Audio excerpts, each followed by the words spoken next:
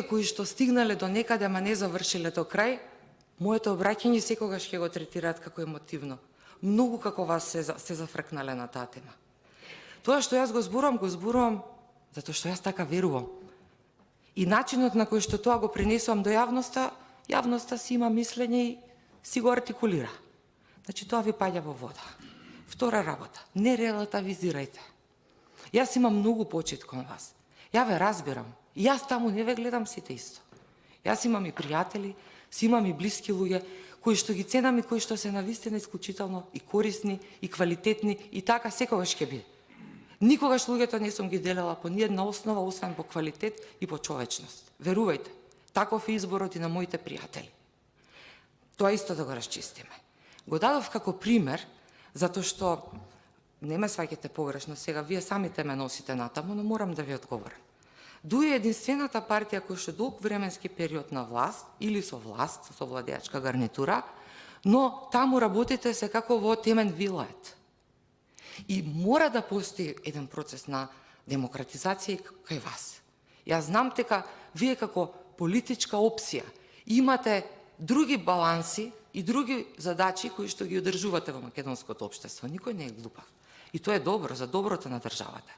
Но исто така, не може да се заскрие и опасноста од криминогени действија или од злоупотреба на власта и мокта.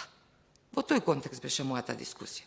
А се согласувам со вас, ако ме слушавте внимателно, ќе се сетите дека кажав дека во сите политички партии постојат луѓе што живеат за Македонија и што живеат од Македонија.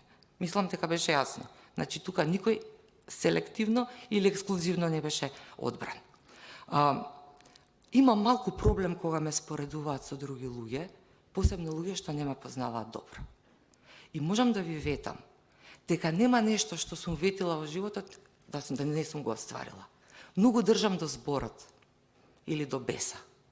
Ако дадам збор, нема начин некој да ме помести од тежиштето. Не се виткам лесно, иако сум многу човечна и сакам секому да му дадам простор. Тоа е одлика со која што се гордам. И затоа и отворено дискутирам. Инаку, како јас сум прошла и што све поминувам, ако сме здрави и живи, ќе си секој напише мемуари, па ќе си читаат. Не е прашањето лично за нас. Прашањето е многу суштинско. Колегата излегува со предлог закон за формирање на агенција. Вашите аргументи како владеачко мнозинство не ме убедуваат во спротивното. Значи, тежиштето паѓа на неговиот предлог.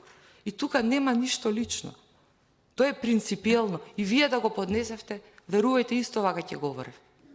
Поднесете закон за кој што ќе се најдеме на иста линија, ќе видите кој ќе ве брани прв. Затоа што така треба. Павле Трајанов, Снежана